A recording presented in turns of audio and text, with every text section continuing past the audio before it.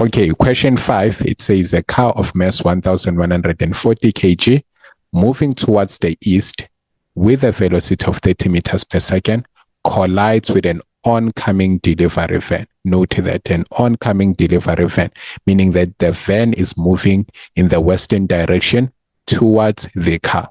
Then of mass 1,650 kg, after collision, the van continues moving towards its original direction at 12 meters per second, whilst the car moves at 10 meters per second. Right. Now you can see from this that from reading the statement, this simply tells you that this is a case whereby the two objects were moving independently before the collision, and even after the collision, they still move independently. We get that from reading the statement. So you don't have to guess which case you have to use or which formula you have to interpret with. It's simply in your statement. It's just a matter of reading your statement and understanding it very well. Then 5.1, they say, what is meant by the term isolated system? So isolated system means that this is the system for which the net external forces are equal to 0. Right. So it's just like that. That's how you define isolated system. Then 5.2 is now saying determine the magnitude of the initial momentum of the car. So we know to calculate that we only need the formula P is equals to M times V. And then what is our mass? We know that our mass is 1,140. It's given there. Then the velocity initially 30. So when we multiply the two, we get 34,200 kg meters per second. Right. Just like that, you have your 3 marks. So remember, with a 3-mark question formula, substitution, correct answer, together with the correct SI unit. So do not forget to put in the SI unit there. So they only said the magnitude, so there is no need for the direction. But then if you do wish to put in the direction, that would be east, right? Okay, so 5.3 says calculate the velocity of the van before collision. So you see when it says calculate the velocity. So velocity, remember, is a factor. It has both magnitude and direction. So it's very important here that you also show us the direction. But then what formula are we supposed to use in order to calculate the velocity of the van before collision? We now know that this is the moment where we pull up our principle of conservation of linear momentum formula.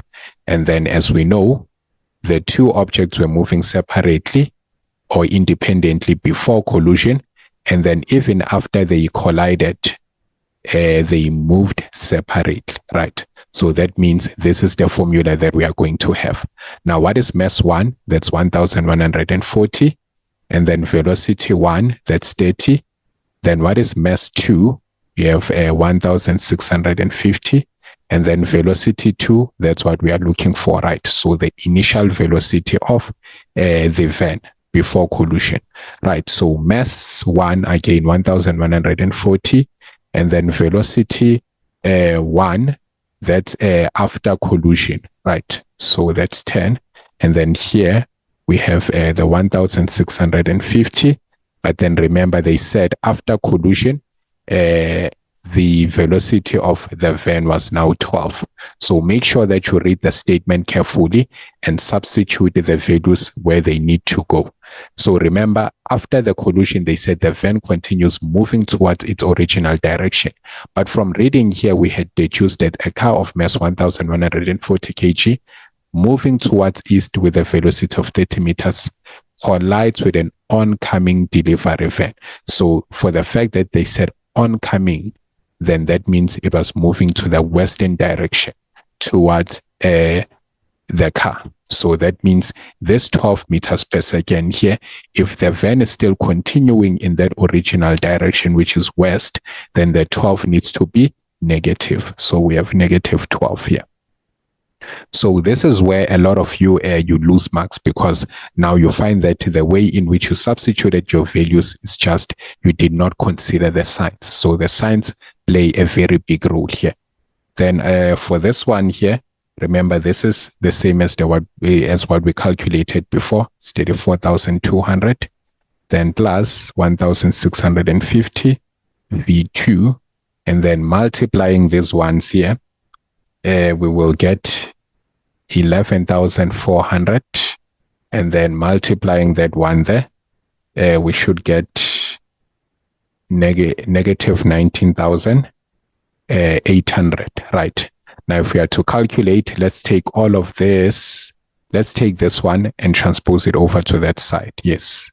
So V2, and then that's 11,400 minus 19,800 minus 84,200.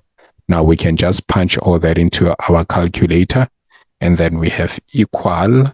So when we punch that, let's do it quick. So it's the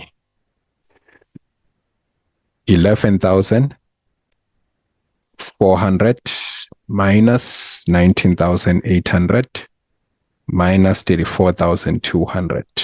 And then we get a negative 42,600, which we then need to divide both sides by this 1,650, like that. And then let's punch in our calculator. So we get that the value is negative 25.82 meters per second, rounded off to 2 decimal places. Therefore, our velocity of the van, so let's see, V of van is 25.82 meters per second. To which direction? West. So the negative is indicating west. So here it is crucial that we also note that we are taking east as positive, so that they understand that whenever we are substituting a value with a negative, it means that it is going to the west. And when we are substituting as a positive, it means that that particular object is going to the eastern direction. Then, okay, that's how you could have calculated that. Easy, 5 marks. Okay, then 5.4, another definition. Name and state the principle used to answer question 5.3. So remember, we said we used the principle of conservation of linear momentum. So 3 marks for that principle of conservation of linear momentum. Now it's a mark to name the principle, and then it's 2 marks to state it. So we say it states that in an isolated system,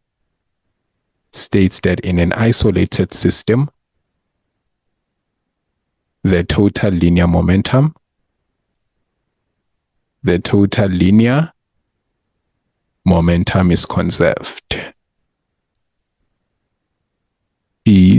conserved. Right. And then now you have your 2 marks for definition. So 2 marks for definition and 1 mark for having to name that principle. Right. So easy, 3 marks as well. Now, so that was 5.4. Why did I write 5.3? So that was 5.4. Excuse me for that. Now, 5.5 says calculate the change in momentum of the van. To calculate the change in momentum, remember we did calculate the initial velocity, and then we said the initial velocity of the van is negative. Remember, you need to write it as a negative because it's going to the west. So 82 meters per second. But then the final velocity, they told us it's negative 12 meters per second. Right. Now, to calculate the change in momentum, we know the formula goes change in P is equals to M and then we have VF minus VI, right? What is our mass? The mass of the van is 1,650, and then V final is negative 12, and then V initially is negative 25. So note that there is the minus from the formula, and then also the fact that our VI is negative. So you need to be very careful with that. And then when you punch all that into your calculator, it should now give you 22,803 kg meters per second. Remember, again, the SI unit.